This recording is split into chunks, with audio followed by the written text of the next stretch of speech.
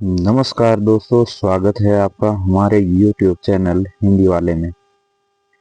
तो दोस्तों, UGC net से संबंधित हम अपनी जो हिंदी कहानी की यूनिट नंबर 7 है, उसमें आज हम बात करेंगे हमारी अगली कहानी के बारे में, जिसका कि नाम है अमृतसर आ गया।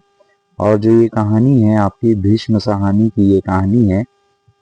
आज की क्लास में इस कहानी के बारे में चर्चा करेंगे तथा इससे संबंधित जितने भी महत्वपूर्ण तथ्य एवं प्रश्न बनते हैं उस पर आज इस क्लास में बातचीत करेंगे। तो चलिए वीडियो को शुरू करते हैं। वीडियो को शुरू करने से पहले आपसे एक छोटी सी गुजारिश है, अगर आप चैनल पर नए आए हैं तो इस चैनल को लाइक, शेयर एवं सब्सक्राइब जरूर करें तथा अपने दोस्तों के साथ ये जरूर साझा करें ताकि उन्हें भी यूजीसी नेट से संबंधित जितनी भी जानकारी है वो मिल सके। तो चलिए वीडियो को शुरू करते हैं। सबसे पहले हम बात करते हैं, जिस प्रकार हम अपनी रोज की कहानी शुरू करते हैं, तो सबसे पहले अपने जो हमारे कहानी के कहानीकार है उनके जीवन परिचय के बारे में बात कर रहे हैं तथा उनसे संबंधित जितनी भी महत्वपूर्ण रचनाएं होती है उन पर बातचीत करते हैं। तो सबसे पहले भीष्म साहनी जी के जीवन परिचय के बारे में बात करते हैं। तो शुरू करते हैं कि भीष्म साहनी जी का जन्म जो है 8 अगस्त 1915 को तथा इनकी जो मृत्यु है 11 जुलाई 2003 को हुई थी। इनका जो जन्म है 8 अगस्त 1915 को, जन्म इनका रावलपिंडी पाकिस्तान में हुआ था। आप आधुनिक हिंदी साहित्य के प्रमुख स्तंभों में से थे। 1937 में लाहौर गवर्नमेंट कॉलेज से अंग्रेजी साहित्य में एमए करने के बाद साहनी ने 1958 में पंजाब विश्वविद्यालय से पीएचडी की उपाधि हासिल की। विभाजन के बाद उन्होंने भारत आकर समाचार पत्रों में लिखने का काम किया। वे अंबाला, अमृतसर में अध्यापक रहने के बाद दिल्ली विश्वविद्यालय में साहित्य के प्रोफेसर बने। मॉस्को में विदेशी भाषा प्रकाशन गृह में अनुवादक के काम में भी ये कार्यरत रहे और उन्हें 1975 में इनके जो तमस उपन्यास है इसके लिए इन्हें साहित्य अकादमी पुरस्कार जो है दिया गया। तो 1975 में जो इनकी महत्वपूर्ण रचना है तमस, जो कि इनका उपन्यास है, तो आपने ध्यान रखना है कि इन्हें जो साहित्य अकादमी पुरस्कार है वो कौन सी रचना के लिए दिया गया। तो जो इनका उपन्यास है तमस, जो कि हमारे यूजीसी नेट के पाठ्यक्रम में भी लगा है, तो 1975 में इसके लिए इन्हें साहित्य अकादमी पुरस्कार जो है दिया गया था। 1975 में शिरोमणि लेखक अवार्ड पंजाब सरकार द्वारा, 1980 में एफ्रो एशियन राइटर्स एसोसिएशन का लोटस अवार्ड, 1983 में सोवियत लैंड नेहरू पुरस्कार तथा 1998 में इन्हें भारत सरकार के पद्म भूषण अलंकरण से विभूषित जो है किया गया। तो आपने ध्यान रखना है कि 1975 में इन्हें तमस जो है इनके उपन्यास के लिए साहित्य अकादमी पुरस्कार तथा 1998 में भारत सरकार ने इन्हें पद्म भूषण से जो है सम्मानित किया था। तो चलिए आगे बढ़ते हैं। अब इनकी महत्वपूर्ण रचनाओं के बारे में बातचीत करते हैं कि इनकी कौन कौन सी महत्वपूर्ण कृतियां हैं। तो सबसे पहले बात करते हैं इनके नाटकों के बारे में। तो जो इनके नाटक है, इनका हानुश 1977, कबीरा खड़ा बाजार में 1981, माधवी 1985, मुआवजे 1993, रंग दे बसंती चोला 1998, आलमगीर 1999। तो आपने इनको क्रम से ध्यान रखना है कि इनका सबसे पहला नाटक कौन सा है, उसके बाद कौन सा है, क्योंकि इस प्रकार के प्रश्न जो है अक्सर परीक्षा में बनते हैं कि क्रम से लगाने के लिए जो रचनाओं वाले प्रश्न बनते हैं तो उन्हें जो है हल करने में आपको आसानी मिलेगी। तो जो इनके नाटक है, सबसे पहला इनका नाटक है हानुश, उसके बाद है कबीरा खड़ा बाजार में, उसके बाद है माधवी, उसके बाद है मुआवजे, उसके बाद है रंग दे बसंती चोला और जो अंतिम इनका जो नाटक है आलमगीर। तो आपने क्रम से इनके जो है नाटक है उनको एक जगह नोट कर लेना है। चलिए अब बातचीत करते हैं इनके कहानी संग्रहों के बारे में। तो जो इनके कहानी संग्रह है उसमें सबसे पहला है भाग्य रेखा 1953, पहला पाठ 1957, भटकती राख 1966, पटरिया 1973, वांगचू 1978, शोभा यात्रा 1981, नशाचर 1983, पाली 1989, डायन 1998। तो ये जो इनके कहानी संग्रह है इन्हें भी आपने क्रम से ध्यान रखना है कि इनके कौन कौन से कहानी संग्रह हैं, क्योंकि मिलान वाले जो आपके प्रश्न आते हैं या क्रम से लगाने वाले प्रश्न आते हैं उनमें इन प्रश्नों की जो है बहुत ज़्यादा आपकी वैल्यू रहती है, तो आपने इन्हें ध्यान रखना है। तो आगे बढ़ते हैं, अब बात करते हैं इनके उपन्यासों के बारे में कि इनके कौन कौन से उपन्यास है। तो झरोखे 1967, कड़ियां 1970, तमस 1973, बसंती 1980, मयादास की माड़ी 1998, कुंतो 1993, नीलू नीलिमा नीलोफर 2000, जय हिंद की सेना 1910। तो जो इनके महत्वपूर्ण उपन्यास है इन्हें भी आपने क्रम से याद रखना है, क्योंकि इनका जो एक उपन्यास है हमारे पाठ्यक्रम में भी लगा है, तो यहाँ से प्रश्न बन सकता है। कहानी भी इनकी लगी है। तो भीष्म साहनी जी की जितनी भी रचनाएं हैं वो आपके परीक्षा के दृष्टिकोण से बहुत ज्यादा महत्वपूर्ण है। तो आपने ध्यान रखना है क्रम से कि इनके कौन कौन से उपन्यास है। अब बात करते हैं इनकी आत्मकथा के बारे में। तो जो इनकी आत्मकथा है, आज के अतीत जो 2003, बलराज माई ब्रदर, इनकी जो दो आत्मकथा हैं आपने ध्यान रखना है।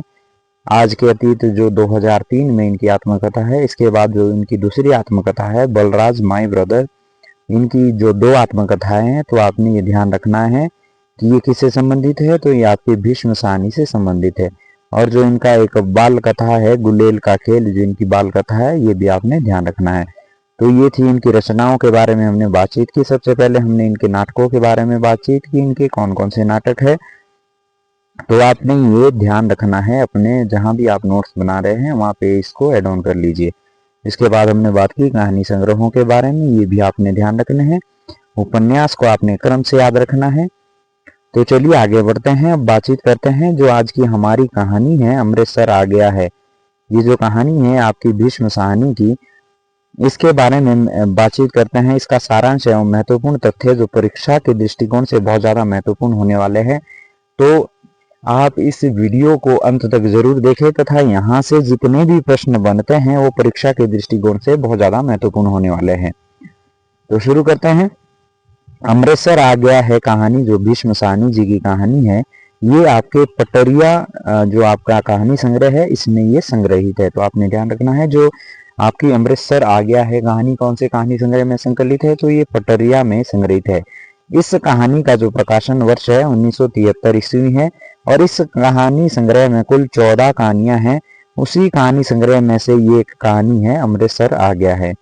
तो आपने यहाँ से ध्यान रखना है कि जो आपका अमृतसर आ गया है सबसे पहले ये पटरिया कहानी संग्रह में संकलित है। इसका प्रकाशन वर्ष जो है आपका 1973 है तथा जो आपका ये कहानी संग्रह है इसमें कुल जो है 14 कहानियां हैं। तो ये आपने ध्यान रखना है। अब बातचीत करते हैं कि पटरिया कहानी संग्रह में संकलित कहानियां कौन कौन सी है। तो पटरिया, अमृतसर आ गया है, ललक, नया मकान, तस्वीर, मौका परस्त, जख्म, पैरों का निशान, अभी तो मैं जवान हूँ, रास्ता, इंद्रजाल, डोरे, ढोलक और भगोड़ा, ये इनकी 14 कहानियां हैं जो आपके पटरिया कहानी संग्रह में संकलित है। तो आपने ये ध्यान रखना है कि कौन कौन सी जो 14 कहानियां हैं इनके इस कहानी संग्रह में संकलित है। तो ये कहानियां हैं जो कि आपने ध्यान रखनी है। चलिए आगे बढ़ते हैं, अब बात करते हैं कि कृष्णा सोबती जी की कहानी सिक्का बदल गया पाकिस्तान के अंदर की घटना को बयां करती है। तो जो आपकी ये कहानी है अमृतसर आ गया, ये कहानी विभाजन की परिवर्तित स्थितियों का दृश्य समाहित कर तत्कालीन ट्रेन सफर की स्थिति का वर्णन ये जो है आपकी ये कहानी करती है। कौन सी? तो ये जो है आपकी कहानी अमृतसर आ गया है, ये इसमें जो लेखक है ट्रेन में जब सफर करते हैं तो उसकी स्थिति का जो है इसमें वर्णन किया गया है। अगले महत्वपूर्ण बिंदु के बारे में बात करते हैं कि ये कहानी मनोविश्लेषणात्मक शैली में लिखी गई है। ये आपने ध्यान रखना है कि जो ये कहानी है आपकी, ये कहानी आपकी मनोविश्लेषणात्मक शैली में जो है लिखी गई है। अगला महत्वपूर्ण बिंदु की यह कहानी देश विभाजन की त्रासदी पर आधारित है। ट्रेन में शरणार्थियों का एक समूह अमृतसर की यात्रा कर रहा है। लेखक ने ट्रेन के दृश्य को उभारते हुए सांप्रदायिक तनाव और अमानवीयता को कहानी का जो है मुख्य विषय बनाया है। तो आपने ये ध्यान रखना है कि इसमें जो है आपके कहानी जो आपके अमृतसर आ गया है ट्रेन के सफर की स्थिति का जो वर्णन है लेखक ने इसमें किया है। चलिए आगे बढ़ते हैं, हम बात करते हैं इसके अगले बिंदु के बारे में कि इस कहानी में 1947 के भारत पाक बंटवारे के बाद की सामाजिक स्थितियों की जो है झलक इस कहानी में आपको देखने को मिलती है। ये भी आपने ध्यान रखना है। चलिए आगे बढ़ते हैं, अब बात करते हैं इस कहानी के महत्वपूर्ण पात्रों के बारे में जिनके इर्द गिर्द ये कहानी आपकी जो है चलती है। तो सबसे पहले जो इसमें पात्र है हमारा कथावाचक। कथावाचक कौन है? स्वयं लेखक है। इसमें लेखक द्वारा ट्रेन यात्रा का विवरण, जिसमें विभाजन की त्रासदी के दरमियान भय एवं आतंक का माहौल है, दो संप्रदायों के बीच अविश्वास का माहौल है, एक और पाकिस्तान बन जाने का जोश है तो दूसरी ओर भारत की आज़ादी की खुशी है। लेखक द्वारा पूरे वातावरण को यथार्थ, सजीव एवं मार्मिक चित्रण जो है इस कहानी में किया गया है।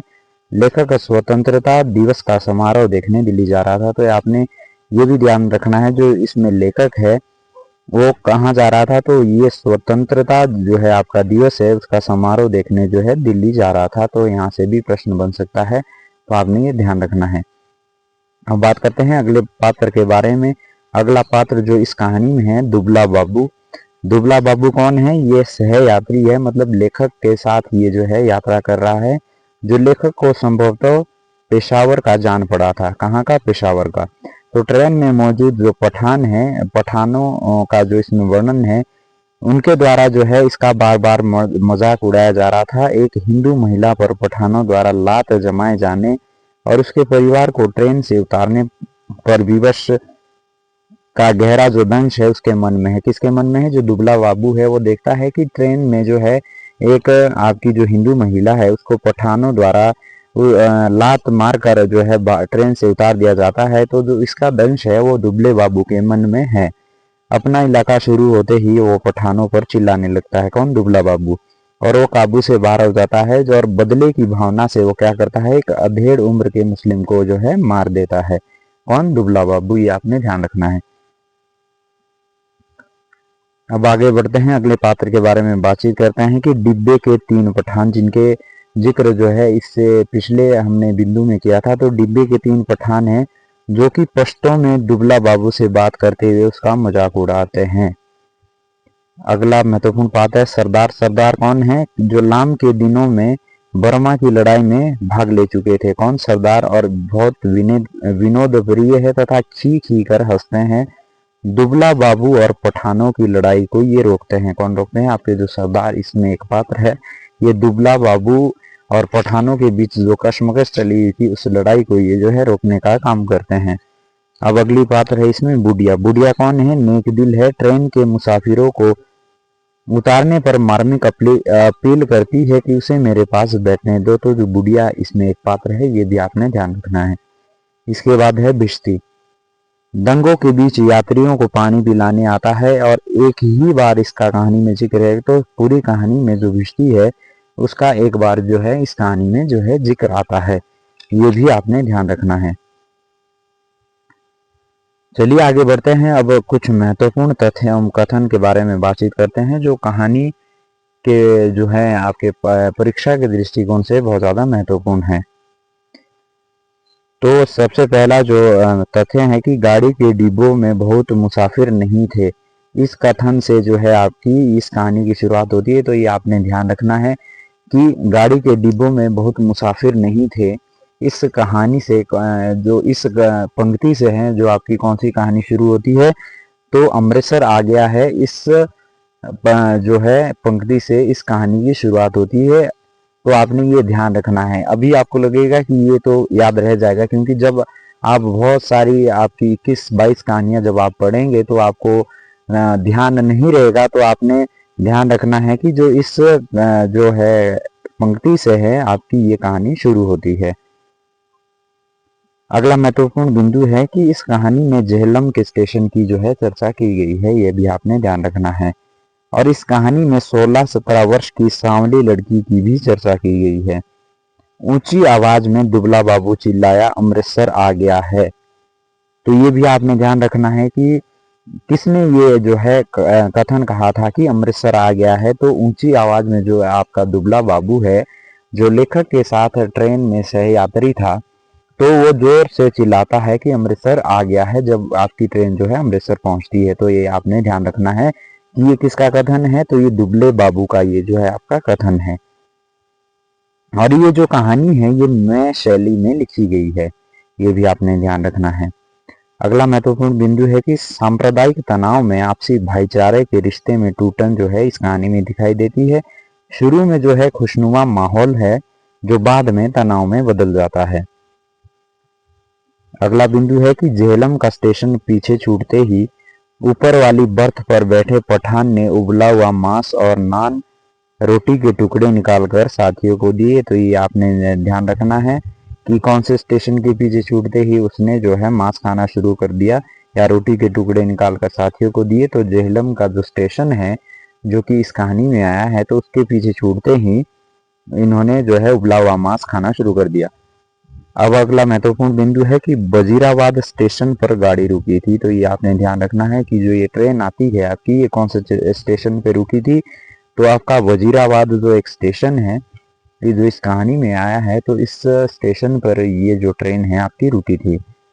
इसमें जो दो शब्द आते हैं इनका आपने ध्यान रखना है कि कहानी में एक शब्द आता है नस्वार। नस्वार का क्या अर्थ है? सूंघनी। नस्वार का अर्थ क्या है? सूंघनी। आपने ध्यान रखना है। इसके बाद जो एक अगला और शब्द आता है तस्बीही। तस्बीही का अर्थ है माला। तो ये भी आपने ध्यान रखना है कि वन लाइनर यहाँ से प्रश्न आपका बन सकता है। आपसे पूछ लिया जा सकता है कि अमृतसर आ गया है कहानी में आए शब्द तस्बीह का क्या अर्थ है। तो जो इसका अर्थ है ये है माला। तो ये भी आपने ध्यान रखना है। चलिए आगे बढ़ते हैं। अब बात करते हैं कि कहानी में जो है आपके कौन कौन से जो स्थान है, कौन कौन सी जगह हैं जिसका कि जिक्र जो है इस कहानी में आया है। तो ये जो आपके कहानी में उल्लिखित स्थान है इसके बारे में हम बातचीत करते हैं। तो पेशावर, बम्बई, फरीदाबाद, वजीराबाद, दिल्ली, हरवंशपुरा। जिसके निकल जाने के बाद बाबू को लगा कि खतरा टल गया है। जो दुबला बाबू है, यहाँ से भी प्रश्न बन सकता है कि कौन से स्टेशन के निकलने के बाद जो दुबले बाबू को लगता है कि खतरा टल गया है। तो आपने ये ध्यान रखना है कि हरवंशपुरा स्टेशन के बाद निकल जाने के बाद बाबू को लगा कि अब खतरा टल गया है, और वो जो आपके पठानों को है, पठानों से जो है वो जो ट्रेन में उनके साथ पठान जो यात्रा कर रहे थे उनसे उसकी बहस शुरू हो जाती है। और इसके बाद जो अगले जो दो स्थान है लाहौर और गुरदासपुर। तो आपने ये ध्यान रखना है कि यहाँ से प्रश्न बन सकता है कि उपरोक्त कहानी में कौन कौन से स्थान आए हैं। तो आपने ये स्थान याद रखने हैं कि पेशावर, बम्बई, फरीदाबाद, वजीराबाद, दिल्ली, हरवंशपुरा, लाहौर। लाहौर है, ये लाहौर नहीं है, ये लाहौर है, और गुरदासपुर। ये जो आपके कहानी में जो स्थान आए हैं ये आपने ध्यान रखना है कि कहानी में कौन कौन से स्थान आए हैं। तो ये स्थान को भी आपने ध्यान में रखना है। तो दोस्तों ये थी आज की हमारी कहानी अमृतसर आ गया है कहानी। इससे संबंधित जितने भी महत्वपूर्ण तथ्य बन सकते थे, जितने भी महत्वपूर्ण जो जानकारियां हैं जो परीक्षा के दृष्टिकोण से महत्वपूर्ण थी, वो इस वीडियो में देने का प्रयास मैंने आपको किया है। अगर आपको ये वीडियो अच्छी लगती है तो अपने हिंदी वाले दोस्तों के साथ इसे जरूर साझा करें, तथा एक प्यारा सा कमेंट जो है इस आपकी क्लास के लिए जरूर करें, ताकि मुझे भी मोटिवेशन बना रहे और आपके लिए नई नई जानकारी मैं इस वीडियो के माध्यम से ले आता रहूं।